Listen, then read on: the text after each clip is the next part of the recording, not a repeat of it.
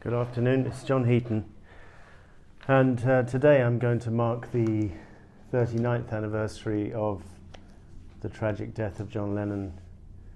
Hard to believe it was so long ago.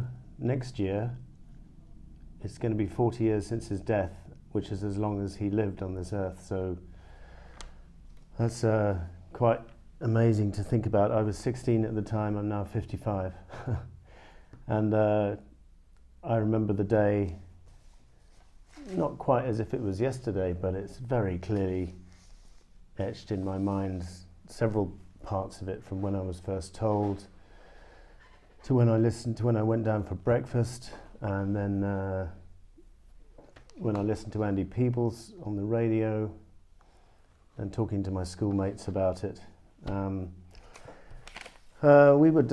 It's been quite a topic of discussion in the UK, the topic of whether murderers should be released before they've served their full sentences. In fact, in the UK, they're just talking about terrorists, but it could apply to murderers of any description or alleged murderers. And I think there's a lot to be said for rehabilitation in certain cases, but I think people who murder famous people is a bit of a class of its own, because it's so irrational in one sense, because they don't know the people that they're taking out their frustration on.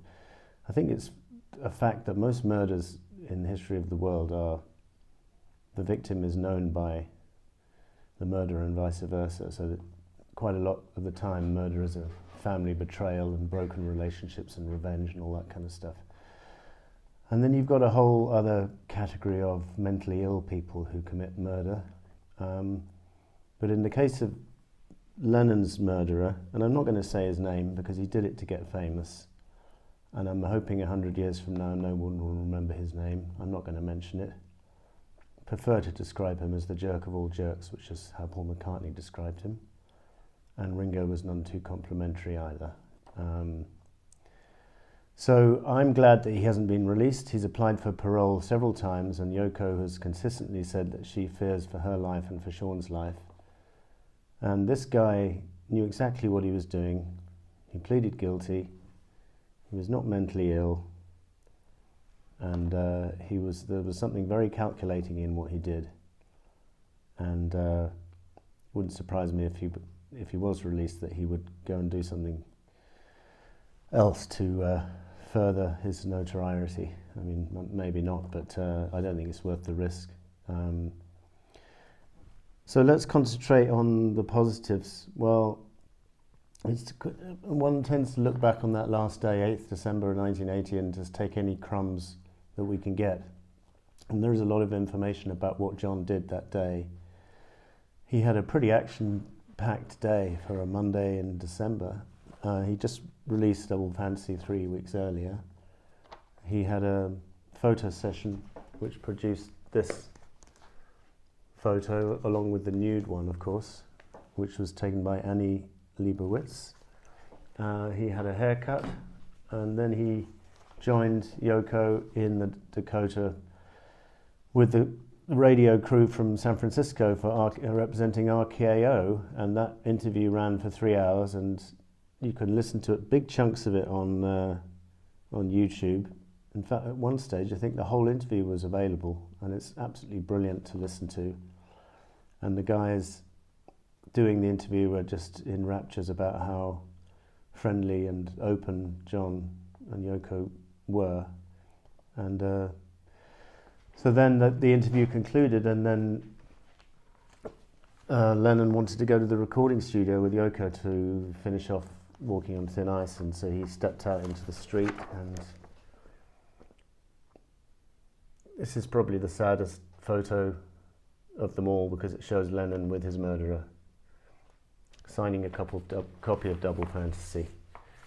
This is from the Sunday Times tribute, which came out a week or so after he died. On the whole, it's very well written, considering the amount of time they'd had to put it together. It's got some great pictures in it.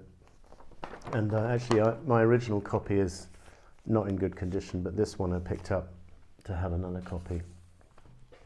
So there's also a documentary on YouTube which I think is called The Last Days or The Last Day of John Lennon, and it's got interviews with the RKO people and with Paul Goresh, who was a photographer, and he used to hang outside the Dakota, and he got to spend some time with Lennon's killer, and they were chatting, and he found out he came from Hawaii. And Paul Goresh is extremely angry in this interview, as you would expect, because when he left him, Lennon's killer said something like, "Why don't you stay? You don't know what's going to happen. You may never see John again," or he said something cryptic like that.